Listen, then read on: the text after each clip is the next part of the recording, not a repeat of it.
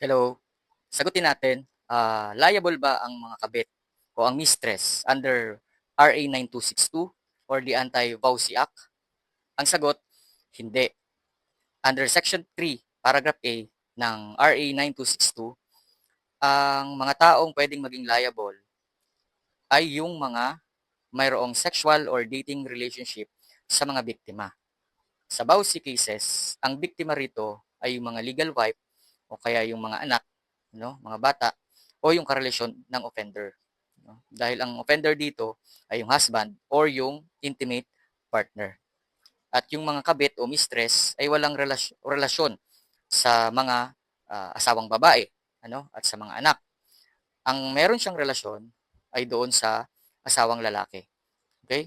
So because this element is missing, karamihan sa mga pinafile ng case under VAUSI against sa mga kabit ay nadidismiss.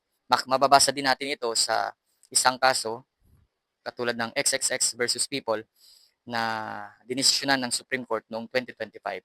No? Sabi ng Supreme Court, ang mga kabit ay hindi liable sa VAUSI. Ano? Pero hindi ibig sabihin na wala ng pananagutan yung mga kabit. Ano? Ano ang dapat na ikaso sa kanila? The proper remedy is Article 334 of the Revised Penal Code. Yan yung concubinage.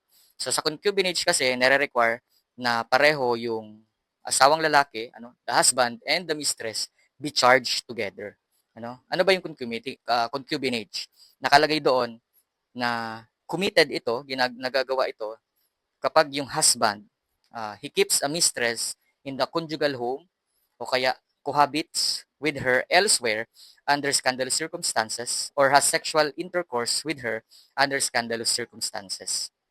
So, in summary, the VAUSI protects the wife from the husband, while the concubinage punishes both the husband and the mistress.